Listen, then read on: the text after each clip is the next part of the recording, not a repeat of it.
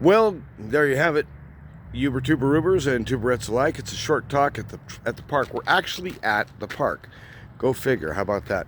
This is the, I think it's called Gomez Garden. People can come in here, and I guess I don't know if you have to rent the box or what, but people just plant inside those little boxes, and they plant whatever they like. And then I guess they give them a key so they can come in and work on it in their spare time. It's a Sunday morning and nicely overcast, so that I'm not getting blazed with, huge doses of gamma rays and stuff. And so it's kind of a nice morning. I already went out, ate breakfast, and, boy, I tell you what, I'm talking about productive here.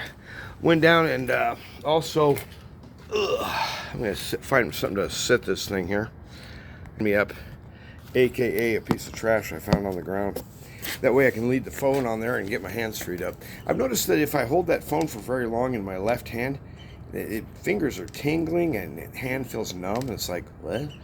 How is it that the little bit of radio frequencies or whatever this thing is doing causes my nerves to go buzz? I don't know. Probably something to pay attention to. It's a Sunday morning, and I wanted to talk with you briefly. I don't know what you're interested in, but if you could round up an old guy on a park, hey, guess what? We're at a park. Hey, guess what? We got an old guy. What would he talk about? Is like almost inevitably politics, right? I don't want to know what's going on. I've gotten to the point where my mind refuses to entertain the absurdities of the DNC as even remotely sane. Okay, I'm just going to simply wait for the nice young men with the butterfly nets to come and capture them and carry them away. But unless I'm just wildly mistaken, now there is a possibility that I'm just simply misinterpreting a video that I saw with young, not so young actually, communist terrorists, and she or it was saying that she or it is still the running mate of the poodle, that he's the actual candidate. I thought, wait a minute, when was this filmed? So maybe I should pay attention, do a little homework, before I start making asinine comments. But I couldn't tell. This morning I was sitting there, I kind of walked away, went, wait a minute, which Forever universe is this? And so I don't know if that's just an old video that surfaced or whether she's actually back. And because as far as I know, the poodle is still pretending that he's going to be running. He still has not officially acknowledged it, or has he? I don't know. I've never seen in election season anything like this. And the levels of just crooked, just unbelievable manipulation of the system. Believe me, the Democrat Party in its better moments never envisioned a choice pattern like this. This is how we arrive at our candidate. Really? What a crooked.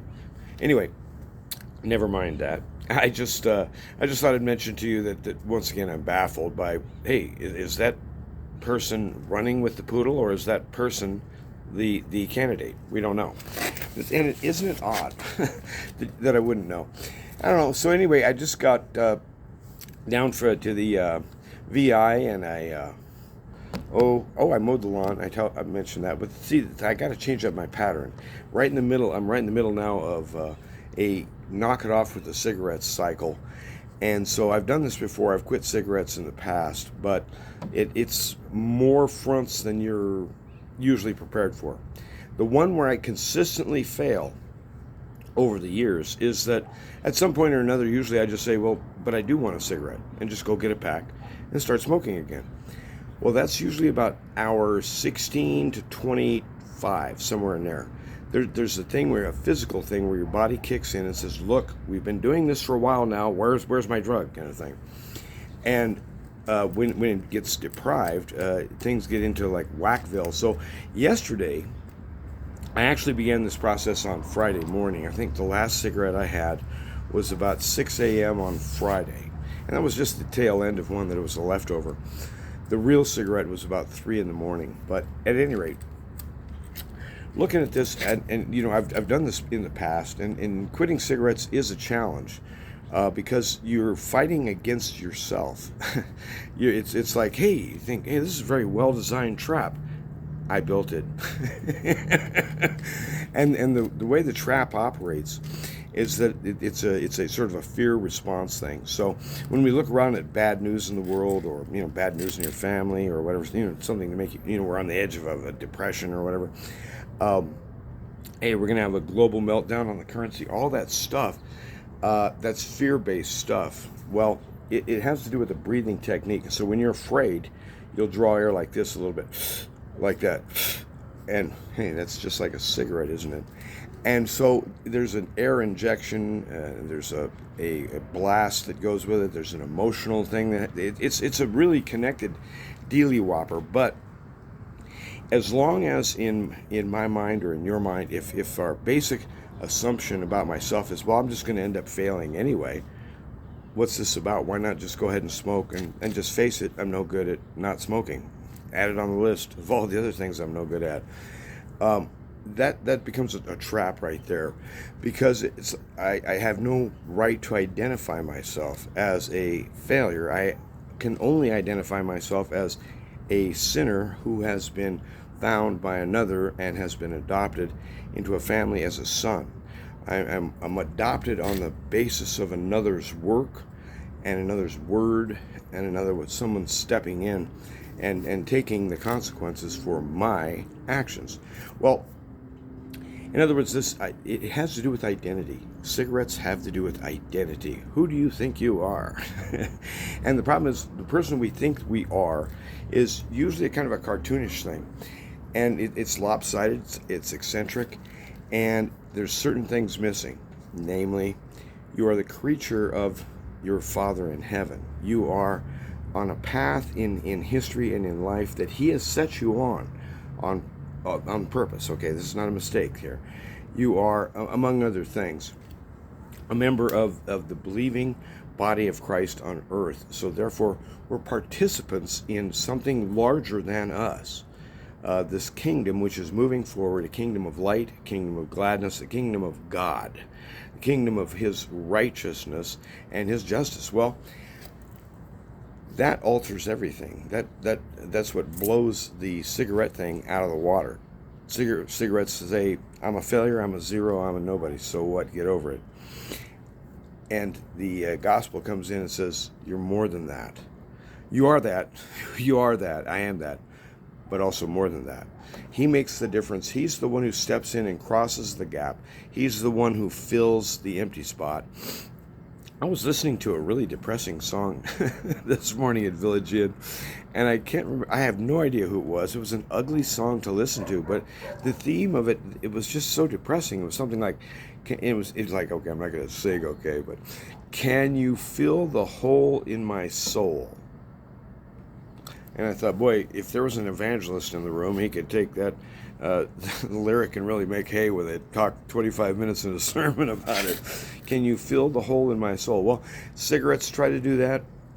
Alcohol tries to do that. Sex tries to do that. Speeding in your car tries to do that. A lot of things. Violence, gunfire. We really can trigger ourselves with quite a few little tripwire things in order to get a kind of a rise out of us, in order to get us into an emergency position. But if you stay in an emergency position all the time, there you've got a new emergency. Your back is stiff and you can't move when you have to. So you don't want to get into a situation where you're constantly just stiffening up and getting tense and worried by the bad news of the world. The bad news of the world is not going to go away. There's no shortage of it, and you don't have to worry about whether it's going to show up tomorrow. Trust me, it'll be here. But the good news is stronger. The good news of Jesus Christ in you, with you, working through you. He is making a difference in this world, and He is capturing hearts and minds, and He's the one who fills the hole in your soul.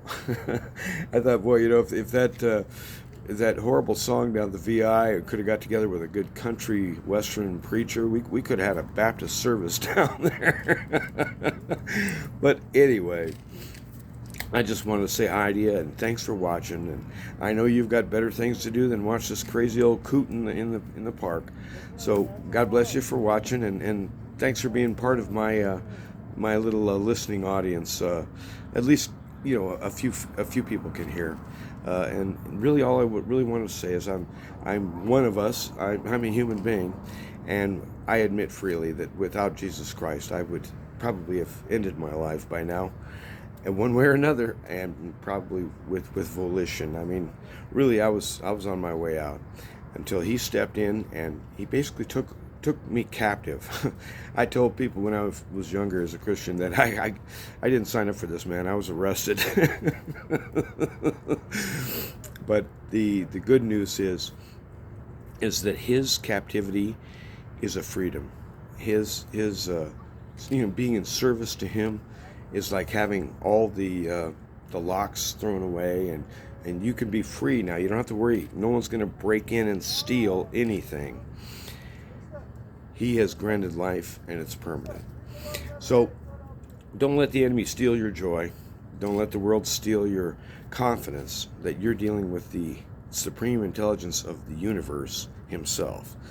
And he has bent low enough to communicate with us. We should really listen. We should really listen. So listen to his word. Go out, get to church. You know you belong there. And bless the Lord, and do something good for other folks too. Just make a little time. Make a little time. Doesn't have to be anything cosmic. Might just be holding the door for an old lady. Get moving. There's all kinds of good we can do. God bless you and have a good day.